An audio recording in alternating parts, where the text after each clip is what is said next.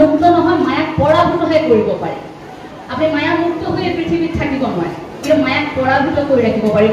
চৰণ সুৰে কপল কৰি বাৰে ককৰু প্ৰণাম, বাৰে ককৰু প্ৰণাম। কৃষ্ণ। শ্ৰী শ্ৰী অনন্ত সত্ৰৰ মোৰ শ্ৰদ্ধাৰ সত্ৰাধিকাৰ প্ৰভুজনাৰ প্ৰমুখ্যে ইয়াত উপস্থিত থকা প্ৰতিগৰাকী ভকত বৈষ্ণৱৰ শ্ৰীচৰণত আমি সেৱা জনাইছোঁ। আশা কৰিছোঁ আপোনালোক কুশলে আছে। আচলতে ভগৱন্তৰ আশীষ গ্ৰহণ কৰিবলৈ ভগৱন্তৰ সুযোগ মিলাব লাগিব, তেতিয়াহে বোলে এই ভকতৰ আশীষ গ্ৰহণ কৰিব পাৰে। গতিকে আমি সৌভাগ্যৱান, হয়তো কোনোবাখিনিত ঈশ্বৰে সেইখিনি সুযোগ আমাক দিলে, যাৰ বাবে এই ৩০০ বছৰীয়া আপোনালোকৰ সোণকেৰীয়া যাত্ৰাত অকণমান সময় আপোনালোকৰ মাজত আহি উপস্থিত হৈ আপোনালোকৰ আশীৰ্বাদ আমি গ্ৰহণ কৰিবলৈ সুযোগ সুবিধা পালোঁ। গতিকে আৰম্ভণিতে মই প্ৰভু ভগৱন্তৰ শ্ৰীচৰণত সেৱা জনাইছোঁ যে হয়তো মনুষ্য জীৱনত ভকতৰ সংগত থাকিব পৰাকৈ সেইখিনি শক্তি ভগৱন্তই আমাক দিছে, আৰু আজীৱন যাতে ভগৱন্তই সেইখিনি শক্তি আমাক দিয়ে, আমি সেয়াই কামনা কৰিছোঁ। আজি একেলগে আপোনালোকক দেখি খুব আনন্দিত হৈছোঁ, খুব সুখী হৈছোঁ। ঈশ্বৰক পাবৰ বাবে আমি কামনা কৰোঁ, প্ৰত্যেকে ঈশ্বৰক বিচাৰি হাহাকাৰ কৰোঁ। এই মনুষ্যৰ জীৱনটোত আমাৰ প্ৰভুজনাৰ কৃপা আমাৰ জীৱনত কেনেকৈ বৰষি থাকে আমি তাৰ তথ্য ধৰিবই নোৱাৰোঁ। এই সত্ৰভাগীত আপোনালোক আহি মহাপুৰুষে আদৰ্শত আপোনালোকে নিজৰ সৰ্বস্ব উজাৰি দিছে। এই ৩০০ বছৰীয়া পালনাম মহোৎসৱ আপোনালোকে আপোনালোকৰ জয়ন্তীৰ লগতে পালনাম মহোৎসৱ, এই অনুষ্ঠানবোৰ আপোনালোকে প্ৰতিটো বছৰে নিখুঁতকৈ আয়োজন কৰিবলৈ চেষ্টা কৰি আহিছে। কিহৰ বাবে চেষ্টা কৰিছে? কাৰণ আপোনালোকে ঈশ্বৰক বিশ্বাস কৰে, কাৰণ আপোনালোকে ভগৱন্তক কামনা কৰে। গতিকে ভগৱন্তক বিচাৰি যেতিয়া সকলো একত্ৰিত হৈছে, নিশ্চয় ভগৱন্ত ইয়ালৈ আহিব। এই ভগৱন্তক আমি ক'ত পাম, কৃষ্ণ ক'ত আছে, এটা ডাঙৰ প্ৰশ্ন আজিৰ সময়ত মনুষ্যৰ বাবে। আজিৰ সময়ত সকলোৱে প্ৰশ্ন কৰে যে তোমালোকে কৃষ্ণ কৃষ্ণ বুলি কৈছা, হৰি হৰি বুলি কৈছা, ৰাম ৰাম বুলি কৈছা, তোমালোকৰ কৃষ্ণ ক'ত আছে, তোমালোকৰ ৰাম ক'ত আছে, তোমালোকৰ ভগৱন্ত ক'ত আছে, তোমালোকে যে নাম লৈ থকা ভগৱন্তৰ? তাৰ উত্তৰ এটাই যে উদ্ধৱক ভগৱান শ্ৰীকৃষ্ণই কৈ থৈ গৈছিল, কলিত মই থাকিম, কিন্তু মনুষ্যক যেতিয়া মাতিব মই সন্মুখত আহি ধৰা নিদিওঁ, মই থাকিম বাংময় মূৰ্তিত, অৰ্থাৎ ভাগৱত শাস্ত্ৰভাগী। এই যে বাংময় মূৰ্তি হৈ থাকিম বুলি ক'লে, অৰ্থাৎ আপোনাৰ হৃদয়ত যদি বাংময় মূৰ্তি হৈ থাকে, তেন্তে কোন দিশেৰে ভগৱন্ত আমাৰ হৃদয়ত প্ৰৱেশ কৰিব আপোনালোকে অনুমান কৰিব পাৰেনে বাৰু? হৃদয়ত ভগৱন্ত প্ৰৱেশ কৰাৰ প্ৰথম পথটো হৈছে কাণেৰে আমাৰ হৃদয়ত সোমাব ভগৱন্ত, অৰ্থাৎ কৰ্ণপথেৰে। বোলে যিটোজনে যতন কৰি কৃষ্ণৰ নাম ল'ব, তেওঁৰ হৃদয়ত বোলে ভগৱন্তই প্ৰৱেশ কৰিব। এই কৃষ্ণ নামে দুটিয়া কৰ ৰাখিবা যতনে, নেৰিবা নেৰিবা বান্ধৱ জীৱনে মৰণে। এই দুটা নাম কৃষ্ণ আপুনি জীৱনে মৰণেও এৰিব নালাগিব। এতিয়া নাম বুলি কোৱাৰ লগে লগে আপুনি মই নাম ল'বলৈ ইয়াত সমবেত হৈছোঁ। আজিৰ সময়ত আমি একত্ৰিত হৈছোঁ, আধ্যাত্মিকতাৰ জ্ঞান বিচাৰিছোঁ। আপুনি যদি আন দেশৰ সৈতে তুলনা কৰে ভাৰতবৰ্ষক, তেন্তে ভাৰতবৰ্ষতে হয়তো অত্যাধিক মঠ মন্দিৰ সত্ৰ নামঘৰৰ সংখ্যা বেছি। স্বাভাৱিকতে ইয়াত বেয়া খবৰবোৰ নাথাকিব লাগিছিল, আধ্যাত্মিকতা প্ৰতিগৰাকী হৃদয়ত থাকিব লাগিছিল। কিন্তু আধ্যাত্মিকতাৰ মূল যিটো ধাৰা, ক'ৰবাত সেই মূল ধাৰাটোৰ পৰা আমি যেন আঁতৰি আহিছোঁ। আধ্যাত্মিকতা আত্মাৰ অনুসন্ধান, আত্মাৰ জ্ঞান, ক'ৰবাত আমি সেই মূল সুঁতিটোৰ পৰা যেন আঁতৰি আহিছোঁ।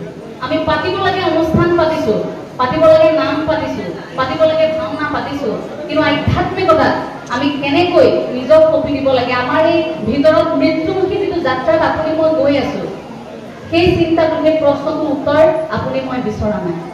এই প্ৰশ্নটোৰ উত্তৰ পৰীক্ষিতে বিচাৰিছিল। পৰীক্ষিতে সুখদেৱক সুধিছিল যে বোলে মৃত্যুমুখী জীৱটোৱে কি কৰা উচিত, অৰ্থাৎ আপুনি মই মৃত্যুৰ বাবে আগবাঢ়ি থকা নাই জানো, মৃত্যুমুখী জীৱটোৱে কি কৰা উচিত? প্ৰশ্নটো ব্ৰহ্মাৰ মনলৈ আহিছিল, আৰু সেই প্ৰশ্নটো সোধাৰ বাবে তেওঁ মুক্তি লাভ কৰিছিল। ভাবক এটা মাত্ৰ প্ৰশ্ন, এই প্ৰশ্নটোৰ উত্তৰ কেৱল মানুহৰ মাজত আছে, এই প্ৰশ্নটোৰ উত্তৰ কেৱল ভগতৰ মাজত আছে। গতিকে আমি থাকিব লাগিব ভগতৰ সৈতে। সেইবাবে এই সমাজখন আমাক লাগে, এই মানুহবোৰ আমাক লাগে, কাৰণ প্ৰত্যেকৰে হৃদয়ত ভগৱন্তক কঢ়িয়াই ফুৰিছে বুলি আমি বিশ্বাস কৰোঁ। আৰু এজনে আনজনৰ হৃদয়ত কঢ়িয়াই ফুৰা সেই আত্মাক সেৱা কৰিবলৈ পৰাটোৱে, সেৱা কৰিবলৈ আগ্ৰহ প্ৰকাশ কৰাটোৱে আমাৰ আধ্যাত্মিক চেতনাৰ প্ৰথমটো আচলতে খোজ। সেইবাবেই কোৱা হয় যে কৃপাৰ সাগৰ দৈৱকী নন্দন ঘূৰিও মনৰ কাম, ভগতৰ সংগ সদা মুখে পোৱা গুণৰ নাম। যে ভগতৰ সংগ আমি কেতিয়াও এৰিব নালাগিব, কাৰণ গোটেই জীৱনটো ভগতৰ সংগত থাকিলেহে আপুনি মই আচলতে জিলিকি থাকিম এই মনুষ্য হৈ। আৰু এই মনুষ্য জনমটো লোৱাৰ পাছত মই খুব চমুকৈ এটা কথা কৈ থৈ যাব বিচাৰিম যে আপুনি মই পৃথিৱীলৈ আহিলোঁ, পৃথিৱীলৈ আহি ঈশ্বৰক কিমানগৰাকীয়ে কৃতজ্ঞতা জনাইছোঁ। মই ক'ব বিচাৰিছোঁ, হৃদয়ত যদি ভগৱন্ত প্ৰৱেশ কৰিলে, যদি বাংময় মূৰ্তি হৈ কলিযুগত ভগৱন্ত আমাৰ কাষত আছে, নামেৰে যদি ভগৱন্তক আমি আনিব বিচাৰিছোঁ আমাৰ মাজলৈ, তেন্তে সেই ভগৱন্তক আমি জানো এটা দিন ধন্যবাদ জনাব নালাগে? সেই ভগৱন্তক ধন্যবাদ জনাবৰ বাবে আমি ঈশ্বৰৰ ওচৰত শৰণ লওঁ। সেই শৰণ আমাৰ শৰীৰৰ শৰণ, সেই শৰণ আমাৰ বাক্যৰ শৰণ, সেই শৰণ আমাৰ মনৰ শৰণ। এই শৰণ আজি ইয়াত শ্ৰী শ্ৰী অনন্ত সত্ৰৰ পালনাম মহোৎসৱত দেখিবলৈ পোৱা গৈছে। ইয়াত তিনিওটা শৰণ হৈছে। প্ৰথম শৰীৰৰ শৰণ, কাৰণ আপোনালোক ঘৰত নাই, আপোনালোক আহি এই পবিত্ৰ ভূমিত ভৰি থৈছেহি, হৈ গ'ল আপোনালোকৰ শৰীৰৰ শৰণ। আপোনালোকৰ মনটো ইয়াত একত্ৰিত হৈছে, ঈশ্বৰৰ কথা শুনিছে, ঈশ্বৰৰ কথা শুনিবলৈ মনটোক বাধ্য কৰাইছে যে হাজাৰটা কাম থাকক, কিন্তু নাই, আমাৰ শ্ৰী শ্ৰী অনন্ত সত্ৰৰ পালনাম মহোৎসৱৰ এই আধ্যাত্মিক অনুষ্ঠানটিত আমি যাব লাগিব। মনটোক আপোনালোকে বশ কৰি আনিছে ইয়ালৈ, সেয়া আপোনালোকৰ মনৰ শৰণ হৈ গ'ল। তাৰ পাছতে আহিল বাক্যৰ শৰণ। ইয়াত প্ৰতিদিনে নাম হৈছে, আপোনালোকে শুনিছে। ইয়াত প্ৰতিটো মুহূৰ্তত হৈ থকা আধ্যাত্মিকতাৰ সেই কথা বতৰাবোৰ হৃদয়ত আপোনালোকে কঢ়িয়াই লৈ ফুৰিবলৈ চেষ্টা কৰিছে, হৈ গ'ল আপোনালোকৰ বাক্যৰ শৰণ। শ্ৰী শ্ৰী অনন্ত সত্ৰৰ ভকত বৈষ্ণৱসকলে এইকেইটা দিন, 4টা দিন ইয়াত তিনি শৰণ লৈছে, শৰীৰৰ শৰণ, মনৰ শৰণ, বাক্যৰ শৰণ।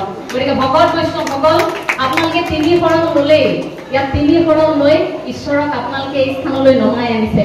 গতিকে ঈশ্বৰক নমাই অনাৰ লগে লগে আপোনালোকৰ স্বভাৱ সলনি হ'ব। পূৰ্বতে যদি নকৰিবলগীয়া কিবা কৰিছিল, এতিয়া আৰু নকৰে। স্বভাৱ মানে প্ৰকৃতি, প্ৰকৃতি মানে মায়া, অৰ্থাৎ মায়াক পৰাভূত কৰি আমি আমাৰ জীৱনৰ প্ৰতিটো খোজ আগবঢ়াব পাৰিম। মায়াক পৰাভূত, বহুলোকে কয় যে মায়াৰ পৰা আচলতে মুক্ত হ'ব লাগে, কিন্তু আমাৰ ধাৰণাটো অকণমান পৃথক, যে মায়াৰ পৰা মুক্ত নহয়, মায়াক পৰাভূতহে কৰিব পাৰি। আপুনি মায়া মুক্ত হৈ পৃথিৱীত থাকিব নোৱাৰে, কিন্তু মায়াক পৰাভূত কৰি ৰাখিব পাৰিব। গাত যেনেকৈ উত্তৰী বস্ত্ৰখন থাকে, এই উত্তৰী বস্ত্ৰখন আমাৰ যেতিয়া বাপসকলে লয়, এটা বাহু ঢাকি এটা বাহু উলিয়াই লয়, অৰ্থাৎ এটা বাহুত মায়া মাতৃ, এটা বাহুত ধৰা হয় তাত আধ্যাত্মিকতা, ভক্তি মাৰ্গ, অৰ্থাৎ সেই মায়াক ঢাকি এটা বাহু উলিয়াই লয়, অৰ্থাৎ ভক্তি মাৰ্গক উলিয়াই লয়। মায়াক পৰাভূত কৰি সেই উত্তৰী বস্ত্ৰখন গাত লয়। সেই উত্তৰী বস্ত্ৰখন গাত লোৱাৰ লগে লগে আমাৰ ভকত বৈষ্ণৱসকলে আমাক দেখুৱাইছিল যে আমি এতিয়া নতুন প্ৰজন্মই বাট বুলিব লাগিব সেই উত্তৰী দিশে। শ্ৰী শ্ৰী অনন্ত সত্ৰৰ ভকত বৈষ্ণৱসকলে ইতিমধ্যে উত্তৰী দিশে গতি কৰিছে। যেনেকৈ উত্তৰী দিশে গতি কৰিছিল ভগৱান শ্ৰীকৃষ্ণ উদ্ধৱক কৈ থৈ গৈছিল, মই উত্তৰী দিশে গতি কৰিছোঁ। আমাৰ জীৱনৰ গতিপথো উত্তৰী দিশে। আশা কৰিছোঁ প্ৰতিগৰাকীৰ হৃদয়ত আধ্যাত্মিক এই চেতনা এনেকৈ থাকক, শিপাই থাকক। এতিয়া কৃষ্ণ নাম বুলি কোৱাৰ লগে লগে মই চমুকৈ এই কথাষাৰো কৈ থৈ যাব বিচাৰিম। আমি ভাবি থাকোঁ কৃষ্ণৰ নামনো কেনেকৈ ল'ব লাগে। এইকেইটা দিন আমি নাম শুনিলোঁ ইয়াত, এইকেইটা দিন আমি ঈশ্বৰৰ গুণানুকীৰ্তন কৰিলোঁ, কিন্তু বাকী চোৱা সময়ত আমি ঈশ্বৰক কেনেকৈ মাতিম, কেনেকৈ মাতিলে প্ৰভু ভগৱন্ত আমাক কৃপা কৰিব। এই প্ৰশ্নটো আহিছিল নাৰদৰ মনত। যে নাৰদে ভাবি থাকে যে সখাই ভগৱান শ্ৰীকৃষ্ণৰ কথা কৈছিল, যে ভগৱান শ্ৰীকৃষ্ণই অৰ্জুনক কিয় ইমান ভাল পায়, কিয় ইমান একেৰাহে সখা সখা কৰি থাকে। এই কথাটোত নাৰদে দুখ পায়। নাৰদে কেতিয়াবা ভাবি থাকে, আমি কি কৃষ্ণ নাম লোৱা নাই নেকি, মইতো সদায় নাৰায়ণ নাৰায়ণ কৈয়ে থাকোঁ, কিন্তু অথচ ভগৱান শ্ৰীকৃষ্ণই কিয় ইমান অৰ্জুনৰ কথা কৈ, এই বোলে সখা, সেই বোলে সখা।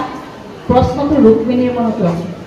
ৰুক্মিণীয়েও ভাবি থাকে, মইতো পত্নী, কিন্তু মই পত্নী হৈও তেওঁৰ মুখত মোৰ নামটো ইমান নোলায়, কিন্তু তেওঁৰ মুখত সদায় অৰ্জুনৰ নামটো কিয় ওলায়, অৰ্জুনে এনেকুৱা কি কৰিছে যে সদায় সখা সখা কৰি থাকে। সেই কথাটোকে এদিন জানিবলৈ নাৰদ আৰু এইফালে ৰুক্মিণী দুয়োগৰাকী সাজু হৈছে। বোলে আজি কৃষ্ণক সুধিমেই, আজি কানাই সুধিমেই যে কিয়নো আচলতে কানাই ইমান অৰ্জুনক ভাল পায়, অৰ্জুনে কি এনেকুৱা কৰি ৰাখিছে সেই বুলি ভগৱন্তৰ ওচৰলৈ গৈছে, গৈ পাইছেহে, গৈ পোৱাৰ লগে লগে বোলে কৃষ্ণ নাৰায়ণ সেৱা কৰাৰ লগে লগে ইফালৰ পৰা ভগৱন্তই থিয় হৈ কৈছে বোলে তুমি আহিলা, ভালেই কৰিলা দিয়া, এই সখাও আহিল নহয় বোলে অলপ সময় আগতে।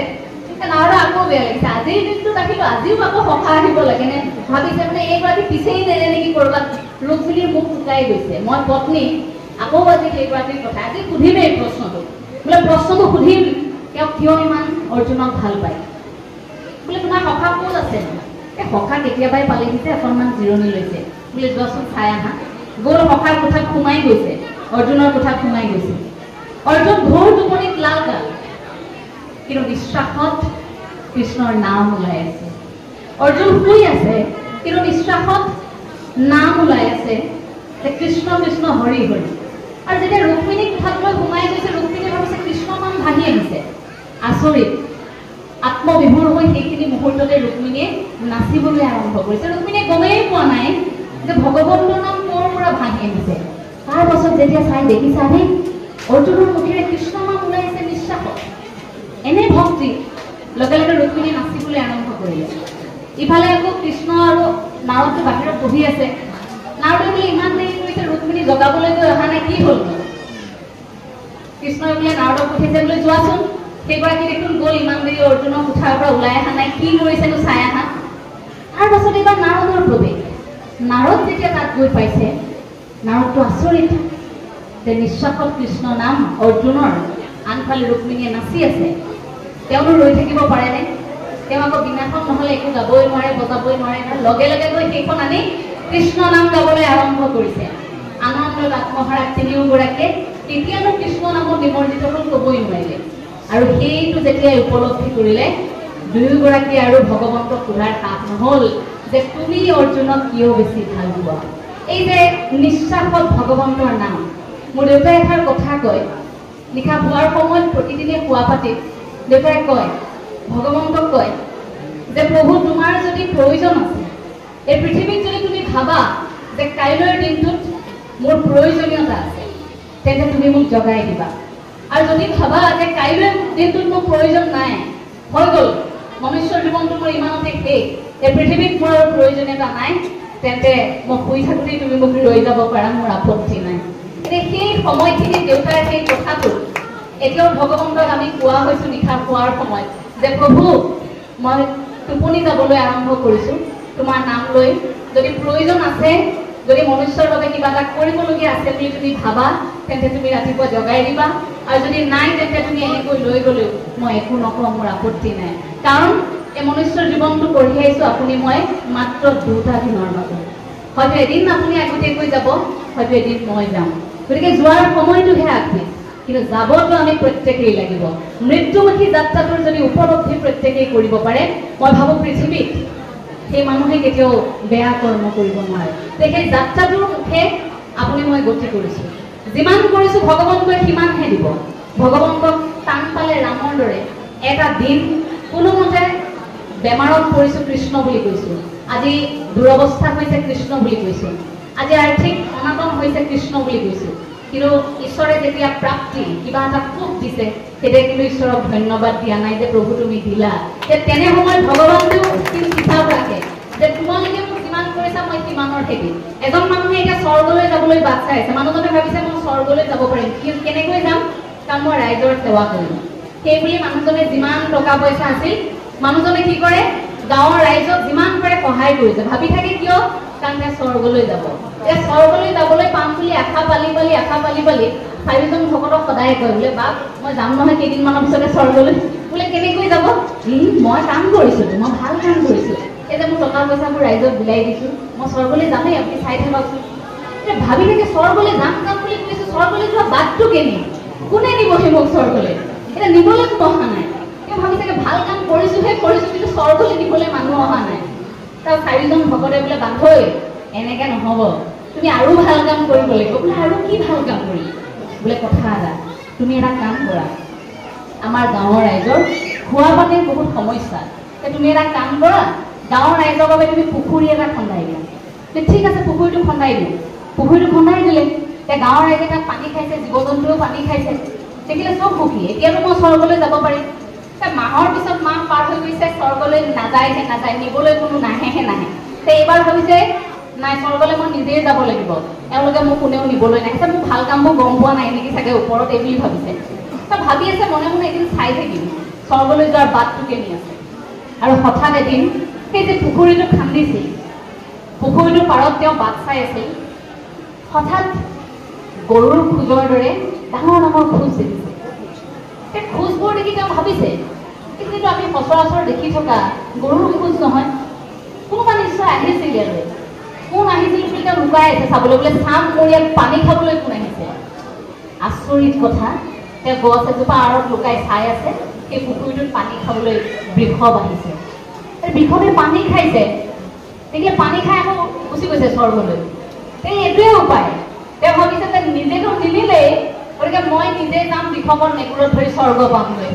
গতিকে লুকাই চাই থকা অৱস্থাতে এদিন বৃষভে পানী খাওঁতে মানুহজন ওলাই আহিছে ওলাই আহি থাপ মাৰি বৃষভৰ নেগুৰত ধৰি গৈ স্বৰ্গ পালেগৈ এতিয়া স্বৰ্গ পালেগৈ স্বৰ্গটো সুখ এফালে অপেশ্বৰী এফালে স্বৰ্গ সুখ জানেই নহয় আৰু খাদ্য সম্ভাৰৰ পৰা আদি কৰি আটক ধুনীয়া আমি যেনেকৈ এখন স্বৰ্গৰ আচলতে কামনা কৰোঁ গতিকে এই স্বৰ্গখন দেখি তেওঁ মানে আনন্দত আত্মহাৰা হৈ গ'ল সেই স্বৰ্গখনতে তেওঁ ৩-৪ দিন থাকিল কিন্তু মানুহৰ মন স্বৰ্গত থাকিলহে থাকিল এতিয়া লগৰ ভকতসকল যে তলত থাকি আহিছে তেওঁলোককতো কম লাগি আছে যে ইয়াক ইমান সুখ আছে জহাও জহাও লাগি আছে আমাৰ কিবা এটা হ'লে আনক দেখুৱাও লাগি নাথাকে জানো মই ইয়াত স্বৰ্গ সুখ লৈ আছো মোৰ ভকতকেইজনে গমেই পোৱা নাই যে মই স্বৰ্গলৈ আহিম খবৰটো কেনেকৈ দিম আজিৰ দৰে হয়তো মোবাইল ফোনো নাছিল যে খবৰটো দিবলৈ মই স্বৰ্গ পালোহি দেই বুলি কি কৰিব এতিয়া বোলে বৃষভৰ নেগুৰত ধৰি আকৌ গুচি যাম তললৈ এবাৰ তেওঁলোককো স্বৰ্গলৈ লৈ আহিম পৰিকল্পনা কৰিলে নামি আহিলে এতিয়া বাকী কেইজনক স্বৰ্গলৈ নিব আৰু আহি পাই তেওঁলোকক কৈছে বোলে মই স্বৰ্গৰ পৰা আহিলো নহয় কি মিছা কথা ক'বলৈ আহিছে ক'ত স্বৰ্গলৈ গ'ল আপুনি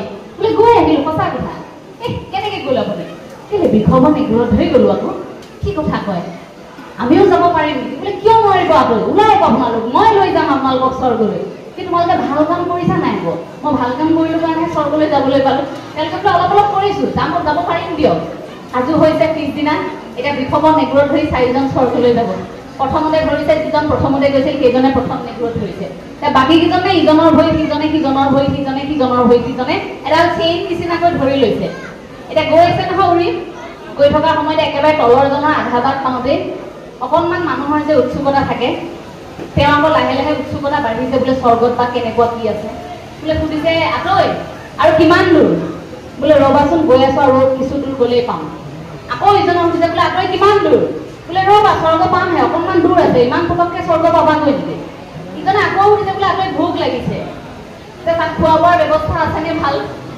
ওপৰজনে কৈছে আছে আছে ভাল ব্যৱস্থা খাবলৈ দিব বুলি কৈছে এতিয়া কিমান বা খাবলৈ দিব বোলে আতৈ কিমান দিয়ে তাত ভালকৈ দিয়েনে ইজনে উপায় নাপায় বোলে ইমান গাল দিয়ে বুলি প্ৰথম যিজনে বৃষভৰ নেগুৰত ধৰি আছিল সেইজনে দুহাত এৰি দেখুৱাই দিলে ইমান গাল দিয়ে তাত খাবলৈ ইমান গাল দিয়ে বুলি খাবলৈ দেখুৱাই দিয়াৰ লগে লগে কি হ'ল আটাইকেইগৰাকী তললৈ পৰি পৰিল আটাইকেইগৰাকী সেই মুহূৰ্ততে মৃত্যু হ'ল কাহিনীটো কাল্পনিক কিন্তু ইয়াত এটা কথা থাকে এই প্ৰথমগৰাকী যে ভকতে কেইটামান দিন স্বৰ্গলৈ যাবলৈ সুযোগ পালে কিয় তেওঁ অন্ততঃ ভকতৰ বাবে ভাল কাম কৰিছিল কিন্তু ভাল কাম কিমানলৈকেহে কৰিছিল যিমানলৈকে তেওঁ থাকিবলৈ সুযোগ পালে আৰু বাকী কেইগৰাকী ভকত তেওঁলোকৰ জীৱনৰ সেই সিমানখিনিহে কাম কৰিছিল অৰ্থাৎ স্বৰ্গ নাপালেগৈ যিমানখিনি কৰিছোঁ ভগৱন্তই সিমানখিনিহে দিব আমি যিমানবাৰ নাম লৈছোঁ ভগৱন্তৰ যিমান অন্তৰেৰে কামনা কৰিছোঁ ভগৱন্তই সিমানখিনিহে দিব আমি বিচাৰি থাকিলে লাভ নাই যে ভগৱন্তই গোটেই জীৱনটো আমাক চাব আমি দিনটোত এবাৰ নাম লৈছোঁ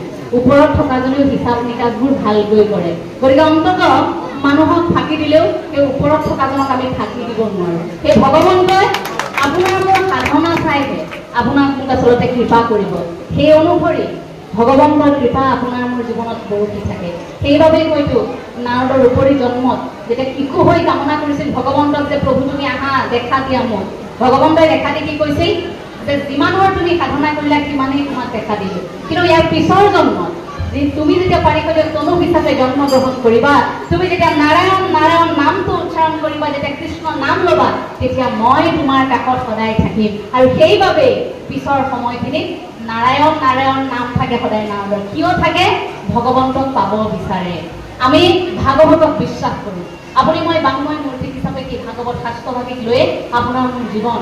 এনেকুৱা কোনো প্ৰশ্ন নাই যাৰ উত্তৰ ভাগৱতত নাই। আপুনি প্ৰশ্ন সুধি ভাগৰি যাব ভাগৱতে, উত্তৰ দি ভাগৰি নাযায়। গতিকে মনুষ্য জীৱনৰ প্ৰত্যেকটো উত্তৰ মহাপুৰুষে আদৰ্শত থকা আমাৰ এই ভাগৱত শাস্ত্ৰভাগিত আছে। গুৰুজনাৰ কীৰ্তন ঘোষাত আছে, মহাপুৰুষ শ্ৰী শ্ৰী মাধৱদেৱৰ নাম ঘোষাত আছে। তাত শিকোৱা হৈছে যে আপুনি মূঢ়মতি, আপুনি একোৱেই নাজানে, আমি অপৰাধী, কিন্তু আমি কি কৰোঁ? ভকতৰ ওচৰত সেৱা লওঁ, কৃষ্ণ মই অপৰাধী, একো নাজানো। আমি কওঁতে সেৱা লওঁ সেইখিনি সময়ত, মই পাপী। কিন্তু সেইদিনা বোলে অনুষ্ঠানটো শেষ হ'ল। অনুষ্ঠানটো শেষ হোৱাৰ পাছত বাটতে মানুহ এগৰাকীৰ সৈতে আপোনাৰ তৰ্কাতৰ্কি হ'ল। দিনত আপুনি ভকতৰ ওচৰত সেৱা লৈছে, কৃষ্ণ প্ৰভু মই পাপী, মই অধম, মই অপৰাধী, মোক ক্ষমা কৰা।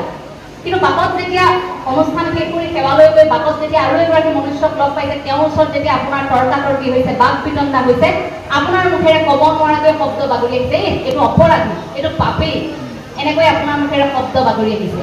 কিছু সময়ৰ আগত ভকতৰ আগত আপুনি অপৰাধী, আৰু কিছু সময়ৰ পাছত এগৰাকী মনুষ্যক আপুনি কৈছে তেওঁ অপৰাধী, তেওঁ পাপী। গতিকে তুলনা কৰি চাওক এবাৰ। আমি মুহূৰ্ততে সলনি হোৱা মানুহ। ভকতৰ ওচৰত এই নাই মহামতি অপৰাধী বুলি সেৱা লৈ তৎ মুহূৰ্ততে আমি অহংকাৰী হৈ আমি আনক ক'ব পৰা হৈ গ'লো, তুমি অপৰাধী, তুমি পাপী, আনক আঙুলিয়াব পৰা হৈ গ'লো। গতিকে সেই সময়খিনি ভগৱন্তইতো আমাক চাই আছে। দিনত ভকতৰ বাবে নাম পাতি ভকতক সেৱা শুশ্ৰূষা কৰি যদি আইগৰাকীয়ে সেই ভকতে তামোলৰ পিক পেলাই থৈ গৈছে বুলি ফুলদানি কেইটা মোহাৰি যদি ভকতক গালি পাৰে, বোলে এইবোৰ ভকতক মাতিবলৈ নাপায়, কি কৰিলে? বোলে তামোল খাই মোৰ মৰমৰ ফুল কেইজোপাত পিকাই থৈ গ'ল, কিন্তু ৰাতিপুৱা ভকত আহোঁতে সেৱা কৰিলে। সেই ভকতৰ আশীৰ্বাদ আপোনাৰ হৃদয়ত লাগিবনে? সেই ভকতৰ আশীৰ্বাদ আপুনি কঢ়িয়াব পাৰিবনে? যদি সেৱা কৰিছে, যদি ভকতি কৰিছে, ভাগৱতৰ ভ আখৰ ভকতি ভাৱনা, সেই ভাৱনা হৃদয়ৰ পৰা আৰম্ভ হয়। গতিকে হৃদয়ত ভাৱনা যাৰ থাকিব, ভকতি যাৰ থাকিব, সৎ মন যাৰ থাকিব, সিহে বোলে ভকতৰ সেৱা কৰিব পাৰে। সেইবাবে ভাগৱতৰ আন এটা স্বৰূপ ভকত বুলি কোৱা হয়। ভকতৰ মাজতে আচলতে ভগৱন্ত থাকে। গতিকে ঈশ্বৰক সেৱা কৰিবৰ বাবে আপুনি আন ঠাইলৈ নগ'লেও মনুষ্যক সেৱা কৰিলেও সেই মনুষ্যৰ সেৱাই আমাৰ জীৱনটো তেনেধৰণে আচলতে ফলপ্ৰসূ কৰি তোলে। গতিকে ভগৱন্তৰ চৰণত আমি সেইখিনিয়ে প্ৰাৰ্থনা জনাওঁ যে মানুহক বুজিব পৰাকৈ, অন্তত আত্মাৰ চেতনাক উপলব্ধি কৰিব পৰাকৈ আমি প্ৰত্যেকগৰাকীয়ে তেনে এটা মন যাতে লাভ কৰোঁ। শিশুৰ পৰা জ্যেষ্ঠলৈকে ঘৰখনত আধ্যাত্মিকতাৰ খাদ্য ৰান্ধক আইসকলে প্ৰত্যেকগৰাকীক শুশ্ৰূষা কৰক। শৰীৰটো যেনেকৈ সুস্থ হৈ আছে তেনেকৈ আধ্যাত্মিকতাৰ খাদ্যৰে আমি মানসিক খাদ্য নোখোৱা হৈছোঁ আজিকালি। সেইবাবেই আমাৰ সমাজখন এতিয়া লাহে লাহে ৰুগীয়া হৈছে। এই ৰুগীয়া সমাজখনত একমাত্ৰ ভগৱন্তৰ কৃপা আৰু আধ্যাত্মিক চেতনাইহে এই ৰোগ নোহোৱা কৰিব পাৰিব। এই ৰোগক নোহোৱা কৰিব পাৰিব আধ্যাত্মিকতাৰ কেৱল বিশ্বাসে। আমি দুখ দিওঁ আমাৰ নতুন প্ৰজন্মক যে সেইসকল নতুন প্ৰজন্মই সেৱা কৰিব নাজানে, ভকতি কৰিব নাজানে, শ্ৰদ্ধা কৰিব নাজানে, যাৰ বাবে বৃদ্ধ হোৱাৰ লগে লগে পিতৃ মাতৃক লেই কৰি বৃদ্ধাশ্ৰমত থয়। কিন্তু এই কথাটো আপুনি নুই কৰিব পাৰিবনে যে তেনে পিতৃ মাতৃয়েও নিজৰ চাকৰিৰ বাবে, নিজৰ লোভনীয় বেতনৰ বাবে, নিজৰ সময়ৰ বাবে নিজৰ সন্তানক আজিকালি ক্ৰেচত থবলৈ আৰম্ভ কৰিছে। যদি শিশু অৱস্থাত সন্তানটিক আপুনি বুকুৰ পৰা আঁতৰাই ক্ৰেচত থৈছে, তেন্তে সেই সন্তানে ডাঙৰ হৈ আপোনাক বৃদ্ধাশ্ৰমত নথব, পৰিপূৰক এটাৰ আনটো। এতিয়া কথাবোৰ ব্যৱহাৰিকভাৱে ভাবিবৰ সময় হ'ল। মোৰ সন্তানক মই বুকুত লৈ ডাঙৰ কৰিছোঁ, মোৰ সন্তানক যদি বিচৰা সময়খিনি মই দিছোঁ, নিশ্চিন্ত থাকক সেই সন্তানেও আপুনি বিচৰা সময়খিনিত আপোনাক বুকুত সাৱটি ল'ব। কিন্তু আমি লোৱা নাই, কেৱল আশা কৰিছোঁ। সন্তান ডাঙৰ কৰিছোঁ, আমি আশা কৰিছোঁ সন্তানে খুৱাব পিন্ধাব, সন্তানে ডাঙৰ ঘৰ বনাই দিব। আমি আশা কৰিছোঁ আমাৰ সপোনটোত যে সন্তানে এদিন ডাঙৰ হৈ এই চাকৰিটো কৰি, এই লোভনীয় বেতনটো পাই মোৰ ঘৰখন এনেকৈ তুলি ধৰিব, মোক এই কাপোৰ সাজ কিনি দিব, মোক এই ধৰণে এই সম্পত্তিটো গোটাই দিব। আমি আশা কৰিছোঁ। আমি ভগৱন্তৰ ওচৰত সেৱা কৰিছোঁ, সেৱা লৈ কৈছোঁ প্ৰভু ল'ৰাটোৰ চাকৰিটো হোৱা নাই, চাই দিবা। ভগৱন্তৰ ওচৰত সেৱা লৈ কৈছোঁ প্ৰভু ঘৰত মানুহগৰাকী বেমাৰ, তুমি ঠিক কৰি দিবা, তোমাৰ ওচৰত সেৱা লৈছোঁ। কিন্তু ভগৱন্তৰ ওচৰত বিনা স্বাৰ্থত আমি কেতিয়াও সেৱা লোৱা নাই। বিনা স্বাৰ্থত যদি সেৱা ল'বই আমি শিকা নাই মনুষ্য হিচাপে, যদি আশ্ৰয় গ্ৰহণ কৰা নাই, ভগৱন্তৰ ওচৰত শৰণ ল'বলৈ শিকা নাই, তেন্তে সেই ভগৱন্তই আপোনাক কেনেকৈ কৃপা কৰিব? সেই প্ৰশ্নটো আমি ভাবোঁ প্ৰত্যেকগৰাকী মনুষ্যই অন্তত এই সময়খিনিত কৰা উচিত। অৰ্থাৎ ভগৱন্তই যেনেকৈ অৰ্জুনক দিয়া আধ্যাত্মিক জ্ঞান অৰ্জুনৰ বাবে যিমান উপযোগী আছিল, কলিৰ এই সময়খিনি আমি ল'ব বিচাৰি থকা আধ্যাত্মিক জ্ঞান আমাৰ বাবে সিমানেই উপযোগী। গতিকে সেই কথাখিনি কেৱল ভগৱান শ্ৰীকৃষ্ণই অৰ্জুনক কৈ থৈ যোৱা নাছিল। অৰ্জুনক দিয়া প্ৰতি উপদেশ সেয়া মনুষ্যক দি থৈ গৈছিল যে এই মনুষ্য জাতি যাতে বিপদত পৰিব নোৱাৰে, কেৱল ভগৱন্তক যাতে চিন্তা কৰিব পাৰে, হৰি নাম ল'ব পাৰে, সেই প্ৰথাটো যাতে সদায় ভগৱন্তৰ কথা যাতে প্ৰত্যেকৰে মনত থাকে, সেইবাবেহে আচলতে এই এটা প্ৰচেষ্টা, এটা প্ৰথা, এটা পদ্ধতি আমাক উলিয়াই থৈ গৈছিল। সেই পদ্ধতি মন্দিৰ হ'ব পাৰে, সেই পদ্ধতি নামঘৰ হ'ব পাৰে, সেই পদ্ধতিত পালনাম কৰিব পাৰে, সেই পদ্ধতিত ভাওনা সংস্কৃতি কৰিব পাৰে, সেই পদ্ধতিত আধ্যাত্মিকতাৰ অন্যান্য পদক্ষেপ কৰিব পাৰে।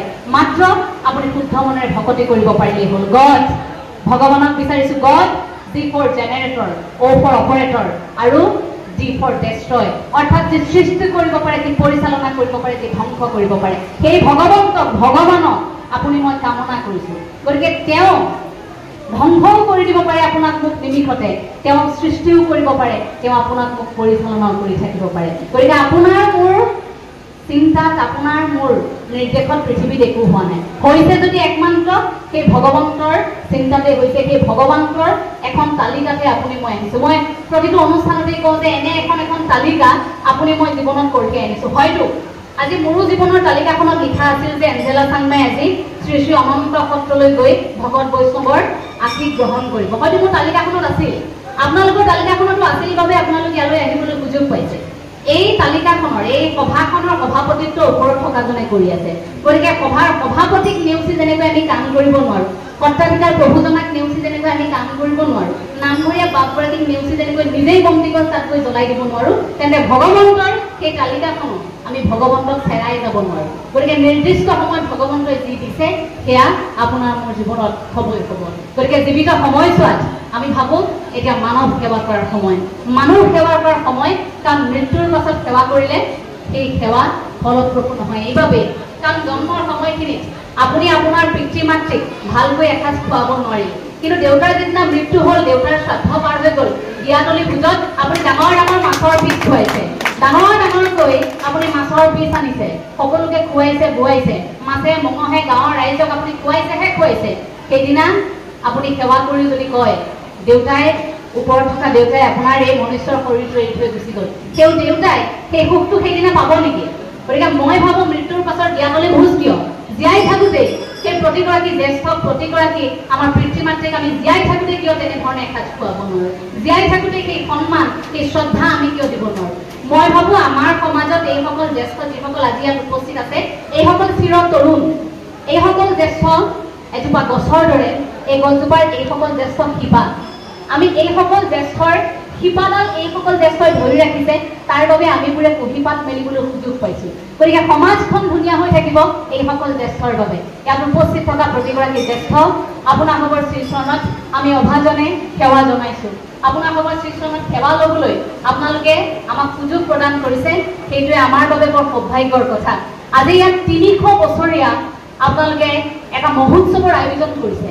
এয়া সহজ কথা নহয়, এটা দুটা বছৰ নহয়, 300 বছৰ এই ঘুমহেৰীয়া যাত্ৰা আপোনালোকে আজি এই যাত্ৰাৰ সমভাগী হ'বলৈ পাইছে।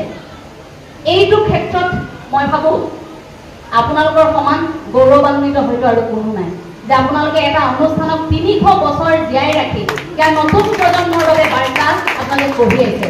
হয়তো শ্ৰী শ্ৰী অনন্ত সত্ৰৰ জড়িত হৈ থকা এই সত্ৰ পৰিচালনা সমিতিৰ প্ৰতিগৰাকী বিষয়ববীয়া অথবা এই অঞ্চলৰ প্ৰতিগৰাকী নতুন প্ৰজন্মই পৰৱৰ্তী সময়ত ক'ব যে আমাৰ অঞ্চলত জগতগুৰু শ্ৰীমন্ত শংকৰী গুৰুজনা মহাপুৰুষ শ্ৰী শ্ৰী মাধৱদেৱৰ আদৰ্শত প্ৰতিষ্ঠা হোৱা এই শ্ৰী শ্ৰী অনন্ত সত্ৰভাগীৰ বাবে আমি ইমান আধ্যাত্মিক হ'লোঁ, সেইবাবে আমাৰ ঠাইবোৰ ইমান ভাল লগা আমি ব্যতিক্ৰম হ'লোঁ। কাৰণ আমাৰ বোপা ককাৰ দিনৰ পৰা ইয়াক আধ্যাত্মিকতাৰ কেনেকৈ সৃষ্টি কৰিব লাগে, ঈশ্বৰক কেনেকৈ নমাই আনিব লাগে, সেয়া আমাৰ বোপা ককাই ইয়াক দেখুৱাই থৈ গ'ল। গতিকে আপোনালোকৰ সন্তান কেতিয়াও বিপথে নাযায়, মাত্ৰ সেই পথটোত আপোনালোকে অকণমান ঠেলা এটা মাৰি দিলেই হ'ল।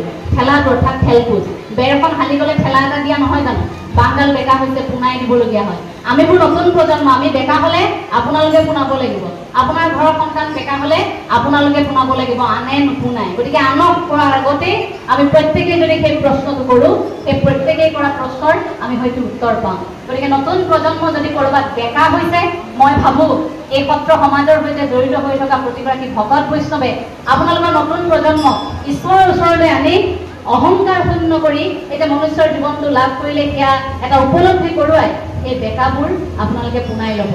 প্ৰতিগৰাকী আয়ে কৈছোঁ আপোনালোক কুশলে থাকক। প্ৰতিগৰাকী আয়ে এখন সমাজ সুন্দৰ কৰি ৰাখে। আইসকলে সমাজখন সুন্দৰ কৰি ৰাখে বাবে এই পৃথিৱীখন ধুনীয়া হৈ আছে। আজিকালি আইসকলৰ একাংশৰ যি পৰিৱৰ্তন হৈছে সেই পৰিৱৰ্তনক দেখি আপুনি মই কষ্ট পাইছোঁ ক'ৰবাত। গতিকে সেই পৰিৱৰ্তনবোৰ তেনেধৰণৰ পৰিৱৰ্তনবোৰ আপুনি মই হয়তো নিবিচাৰোঁ। যি পৰিৱৰ্তনৰ বাবে আইগৰাকীয়ে পিন্ধি থকা মাৰ্জিত কাপোৰ সাজৰ পৰিৱৰ্তে আমাৰ আইসকলে একাংশ এতিয়া এনে কাপোৰ পিন্ধিবলৈ লৈছে, এনে পোছাক পিন্ধিবলৈ লৈছে যাৰ বাবে আমাৰ বয়োজ্যেষ্ঠসকল পাৰ হৈ গ'লে চকু মুদি পাৰ হৈ যাবলগীয়া হয়, অথবা এই হাততে লৈ থকা এৰেগিতিয়া পৃথিৱীখন আমি বন্ধ কৰি দিবলগীয়া হয় কাষতে এজন জ্যেষ্ঠ থাকিলে। আমাৰ আইসকলে কেতিয়াবা এনেকুৱা কাম কৰিবলৈ আৰম্ভ কৰিছে। গতিকে সেই ক্ষেত্ৰত প্ৰতিগৰাকী আয়ে গান্ধাৰীৰ দৰে, প্ৰতিগৰাকী আয়ে কুন্তীৰ দৰে দায়বদ্ধ হৈ যে মোৰ 5 সন্তানেই থাকক, সেই 5 সন্তানক মই আধ্যাত্মিকতাৰ খাদ্য খুৱাম, মোৰ সন্তান ঈশ্বৰমুখী তাতে যাব লাগিব, সেই বুলি যদি প্ৰতিগৰাকী আয়ে ভাবে তেনে আইৰ ঘৰত মই ভাবোঁ কোনো ধৰণৰ অনৈতিক খবৰ নাহে। তেনে আইৰ পৰা আমি সদায় হয়তো সৃষ্টিশীল বাতৰিয়ে পাম। গতিকে যিসকল আয়ে শেহতীয়াকৈ সমাজখন আচলতে কিছু বিশৃংখল কৰিবলৈ চেষ্টা কৰি আহিছে, মই এই সত্ৰৰ মজিয়াৰ পৰা সেইসকল আইলৈ কেৱল এটাই অনুৰোধ জনাম যে সময় আছে, সলনি হওক। আপোনালোকে অন্ততঃ আমাৰ ভাল লগা সমাজখন, আমাৰ ককা দেউতাই গঢ়ি থৈ যোৱা এই সমাজখন অন্ততঃ আপোনালোকে বেয়া লগা নকৰিব। মই সেইটোৱে কেৱল সেইসকল আইক অনুৰোধ জনাম। কাৰণ এতিয়া পৃথিৱীখনত আমি খুব 2টা দিনৰ ৰংচঙীয়া পৃথিৱীত আছোঁ। এই 2টা দিনৰ ৰংচঙীয়া পৃথিৱীত থাকি আমি ভাবিছোঁ যে আজি 1 লাখ মানুহে মোক সামাজিক মাধ্যমত চাইছে, তাৰমানে মই জনপ্ৰিয়, কিন্তু গাঁৱত মোক ভকতৰ সংগত সেৱা ল'বলৈ মোৰ সময় নাই। সেই জনপ্ৰিয়তা একেদিনাই শেষ হ'ব যিদিনা মাৰ্ক জুকাৰবাৰ্গে ফেচবুকটো বন্ধ কৰি দিব, যিদিনা সামাজিক মাধ্যমটোৱে বন্ধ হৈ থাকিব। ধৰি লওক কাইলৈৰ পৰা সামাজিক মাধ্যমটো নাই, তেতিয়া আপুনি কেনেকৈ থাকিব? গতিকে সেই জনপ্ৰিয়তা ভগৱন্তৰ সৈতে গঢ়ি তুলিব লাগিব, সেই জনপ্ৰিয়তা ভকতৰ সৈতে থাকিব লাগিব। আপোনালোক সবাৰে চৰণত সেৱা জনাইছোঁ। আচলতে উদ্বোধকৰ কথাখিনি দবা কোবোৱাৰ দৰে, দবাটো বেছি দেৰিলৈকে কোবাই থাকিলে তাৰ ৰস নাইকিয়া হ'ব নহয়। গতিকে দবাটো কোবাবলৈহে মোক আজি ইয়াত মাতি অনা হ'ল। গতিকে উদ্বোধক হিচাপে আপোনালোকৰ সন্মুখত খুব থূৰতে বৰ খৰতকীয়াকৈ কথাখিনি কৈছোঁ। তাতে মোৰ মুখখন অকণমান চোকা, কথাবোৰ আচলতে খৰকৈ কোৱা হয়। মই ৰ'দ ঘাই মানুহ খৰপৰীয়া কথা এফালৰ পৰা ধাই ধাই কৈ যাওঁ। সেই কথাখিনিৰ বাবে ভগৱন্তৰ শ্ৰীচৰণত সেৱা জনাইছোঁ। আপোনালোকক জনাইছোঁ খুব খৰতকীয়াকৈ কোৱাৰ বাবে হয়তো 2-এটা কথা ক'ৰবাত ভুল হৈ যাব পাৰে, সেইখিনিৰ বাবে মই আপোনালোকৰ শ্ৰীচৰণত সেৱা জনাইছোঁ। যদি ক'ৰবাত ভুল হৈছে আপোনালোকৰ কনিষ্ঠ বুলি আপোনালোক সবাই শ্ৰীচৰণত মই সেৱা জনাইছোঁ যাতে আপোনালোকে মোক ক্ষমা কৰি দিয়ে আৰু ভগৱন্তৰ শ্ৰীচৰণত এনেকৈ আশীষ লৈ থাকিব পৰাকৈ যাতে শক্তিশালী হৈ থাকোঁ, তাৰ বাবে আপোনালোক সকলোৱে যাতে মোক আশীৰ্বাদ কৰে। এতিয়া শোভাযাত্ৰাৰ বাবে আপোনালোক সকলো সাজু হৈছে। এই শোভাযাত্ৰা একতাৰ শোভাযাত্ৰা, এই ভাগৱত শোভাযাত্ৰা ধৰ্মীয় অনেক নিদৰ্শন আপোনালোকৰ বাবে। আজি 300 বছৰীয়া সোণসেৰীয়া যাত্ৰাত আপোনালোকে যেতিয়া খোজকাঢ়ি যাব, তাত যেতিয়া আপোনালোকৰ মুখেৰে কৃষ্ণ নাম যেতিয়া প্ৰকাশ পাব, ই আকাশে বতাহে গুঞ্জৰিত এটাই খবৰ যে আধ্যাত্মিকতাৰ বতৰা কেৱল বিলাইছে শ্ৰী শ্ৰী অনন্ত সত্ৰৰ ভকত বৈষ্ণৱে। গতিকে নিজকে এগৰাকী ভগৱন্তৰ সেৱক বুলি ভাবি এই শোভাযাত্ৰাত আপোনালোকে আজি অংশ ল'ব। এই ভাগৱত শোভাযাত্ৰাত অংশ লৈ ঈশ্বৰক সকলো সমৰ্পণ কৰি ঈশ্বৰক শুদ্ধ অন্তৰে এটাই ক'ব যে প্ৰভু তুমি আছা, আমি নিশ্চিন্তে আছোঁ। তুমি আছা, এই সত্ৰ ভাঙি কেনেকৈ বছৰ বছৰ ধৰি জিলিকি থাকিব। তুমি আছা, আমি সেৱক, তুমি দিয়া দায়িত্ব আমি পালন কৰিম। গতিকে সেই দায়িত্ব আপোনালোকে পালন কৰক, মই সকলোকে আশা কৰিছোঁ। কৃষ্ণ জগতগুৰু শ্ৰীমন্ত শংকৰদেৱ গুৰুজনাৰ চৰণত সেৱা জনাই গুৰুজনালৈ এফাঁকি নাম।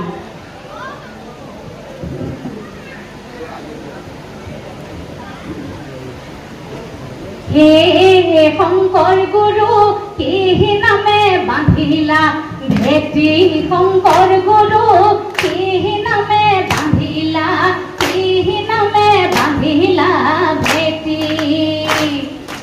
হে শংকৰ গুৰু কি নামে বান্ধিলা ভেটি, শংকৰ গুৰু কি নামে বান্ধিলা, কি নামে বান্ধিলা ভেটি।